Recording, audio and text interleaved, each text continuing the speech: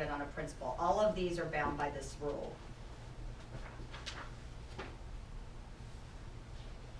And a loan will trigger a high cost mortgage when the APR is more than 6.5% of the over the average prime rate on first liens. So y'all know APR is not the rate, it's the rate plus all finance charges on the loan calculated and rolled back in their percentage form. That's a pretty high number to be 6.5% over what the average prime rate is. You'd either be paying a really high rate or somebody's charging you some really outrageous fees. Prime lending is not going to do any high cost mortgage loans. So, and I think most lenders out there that are reputable aren't going to be doing that. If your loan amount goes below $50,000, they've raised it to 8.5% on the APR, 8.5% on second lien transactions, and 8.5% on the APOR, over the APOR on manufactured housing. And I don't know anybody who's doing manufactured housing loans right now. I don't know if you guys know anyone. We had started again and we stopped about 2 months ago, so it's pretty hard to do. Points and fees exceed 5% of the total loan amount. This, remember when I was telling you earlier, it's 3% over 100,000. Once you get under 100,000, points and fees, they allow them to go up to 5% of the total loan amount when greater or equal to 20,000. And if the loan amount's less than 20,000, they can go up to 8%. And we probably don't do a lot below 20. Prepayment penalty is a high cost mortgage if it's over 36 months. We don't have prepayment penalty loans. I think, you know, they're pretty hard to find these days. And the prepayment penalty can't be more than 2% of the amount prepaid. So consumer impact is it expands the coverage to include more transactions, and it protects the consumer from paying higher rates and fees. It prevents lenders from charging excessive prepayment penalties and from charging prepayment penalties for an extended period of time. Homeownership counseling. This one's had a lot of confusion too. I think a lot of people, in fact, I had another lender tell me the other day, yeah, everybody has to have homeownership counseling, and they don't. It doesn't hurt that they do, but they don't. A homeownership counseling, we have to disclose to them that they can. And when we disclose, we have to disclose, HUD has offices, counselors that they've approved, the Consumer Financial Protection Bureau. And so when somebody does a loan app, within 3 days of that loan app, you know, we have to disclose a good faith and all that. We also now have to tell them that they have an option for homeownership counseling, and we have to give them the exact address or phone number, contact info for the one in their area. And it's been really easy. Like I said, everybody has new systems now. So our system, when I'm doing disclosures, I'm working up a good faith, it automatically checks for me that box. And when I put the zip code in, when they get their disclosures, it has it in there and it has the office. It just goes automatically. So that's kind of how we're handling things so that none of this gets missed and all your buyers get what they want.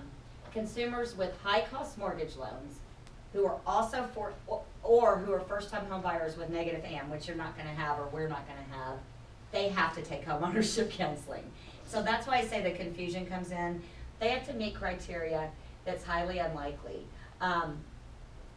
There's other loans out there that I'm going to get to called HPML loans, which means that something triggered something to be a little higher than average, and I'll get to that, but it's different than a high cost.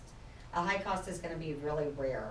And HPML is going to happen more on FHA transactions because mortgage insurance is factored into calculating this figure. And you guys don't have to know all this like by heart, but it's nice. Yeah, it's just nice for you to get it so that if you've got a loan in progress and somebody says I have to take homeownership counseling, you kind of have an idea of what would trigger it, or at least the questions to ask about it. Do you have any idea what's taught in that homeowner counseling? It's sort of like a first-time home buyer class that HUD gives for people who do down payment assistance.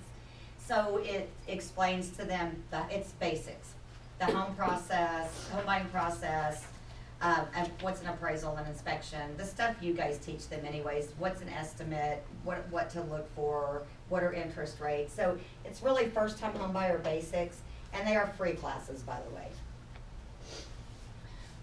Counseling has to occur after initial disclosures are issued and prior to closing. So Consumer impact, it prepares them for homeownership in the mortgage process. They may choose to attend counseling unless they have applied for a high-cost mortgage loan or a loan with negative AMP, then they have to. Equal Credit Opportunity Act appraisal. So not only are we affected by Dodd-Frank, but so are appraisers and so are title companies. I don't get so much into the title company stuff because I don't really know all of theirs. Have you heard from any title companies on this? Yeah, I think it's, again, them changing their systems and the way they disclose things. Appraisals, this stuff on appraisals, y'all, is really, in my opinion, pretty basic, and we've been doing it already. When we do an appraisal, we have to give the buyers a copy of the appraisal at least 3 days prior to closing.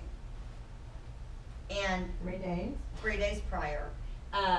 In the past, we've been able to have them sign a waiver if we didn't give it to them within 3 days prior to closing, to say, I'm waiving my right, I'll take it now.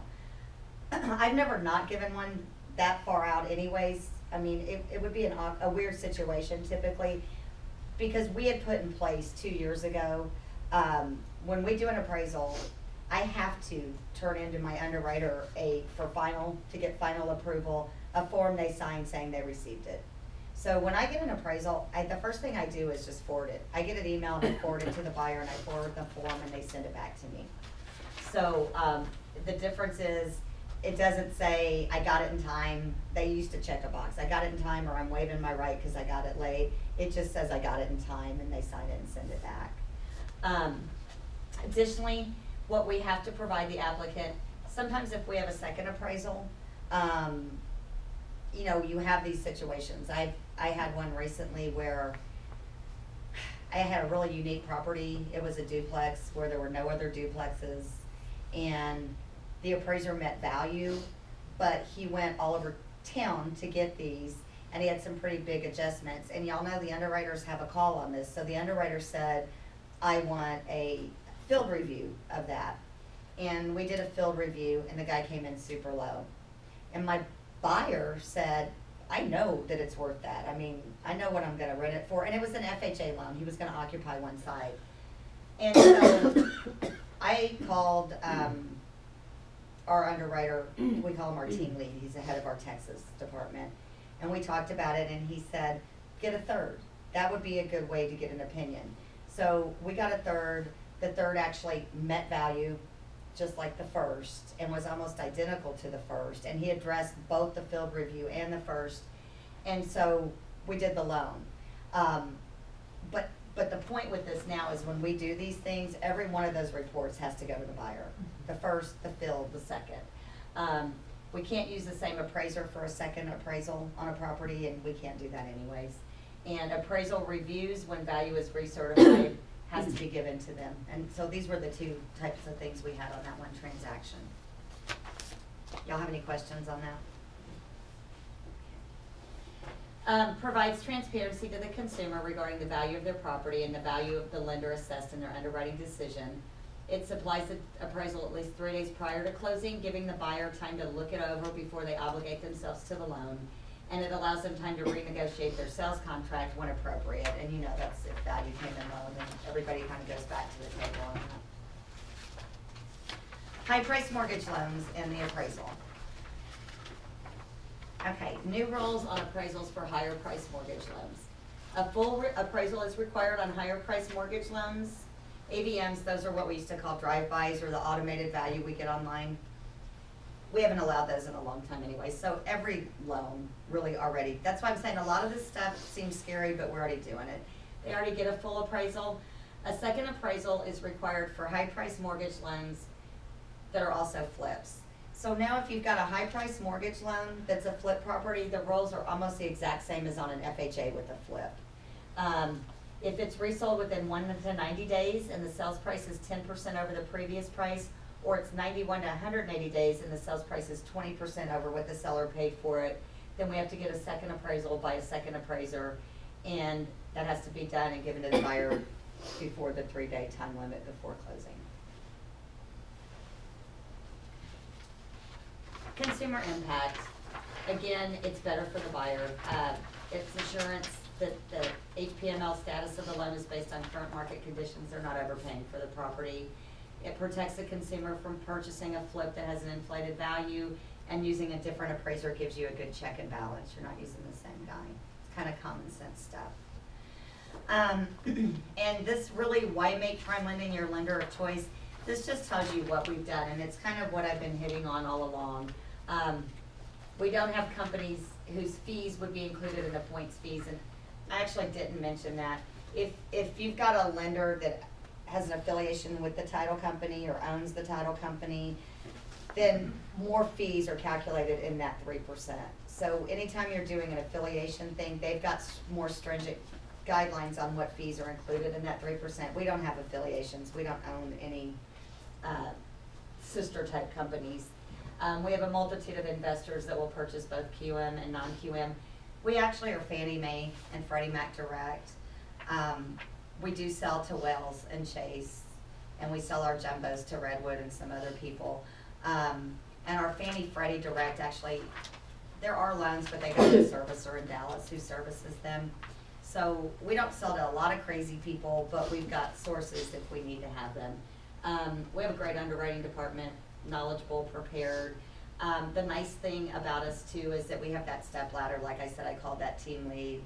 The underwriter, my underwriter wouldn't have known what to do with that. And so a lot of times, if you're just dealing with your underwriter, they're gonna be conservative because they don't wanna get in trouble.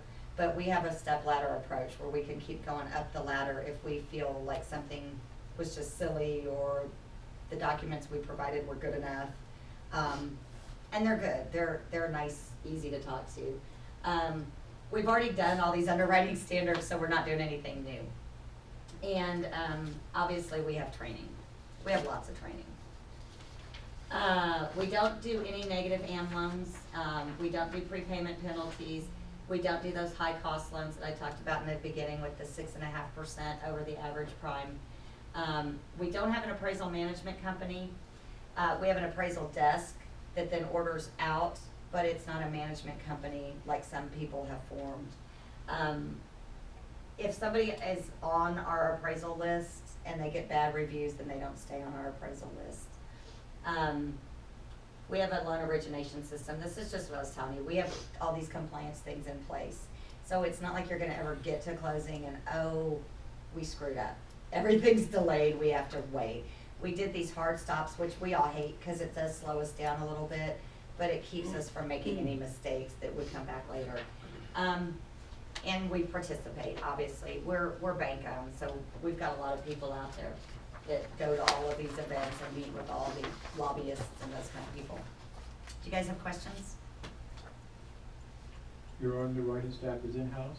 In-house. Now, they don't sit in my office. We have 4 underwriters for our office, and they all either work from home or our Austin office. But they're all email, and everything is uploaded these days, so we can talk to them, we can call them. They're nice. They're accessible, so, yeah. That's good. Yeah, it's good. And same with our closers. Now, our processors, we don't let them work from home. They're in our office, but our closer, actually, our closer was the closer I had at Starkey years ago, Amber. She's really good. And she was working in the office. She lives way out in Floresville, so she works from home now too, because it's just everything's so automated these days. We do have closers in Austin that will pick up if she's busy. So, you know, right now it's not a really busy time. I have docs out on the loan 2 weeks in advance, and it was only a 30-day close. So, you know, they're pretty efficient. As long as I'm good and my clients are good. As long as everybody turns their stuff in, you know, we're okay. What's your lowest credit score you deal with? 620. Don't do anything, but I can do a 620 on a conventional, on a VA, and an FHA. On my VA, I can actually go down to 600, but that's a VA manual, and we would send it to the VA directly to underwrite, and we have to review it first to make sure that we're not sending them something stupid. You know, it's got to make sense. But we can send directly to them, and I've done that before. And that's a VA 600. VA 600, yep. Anybody else?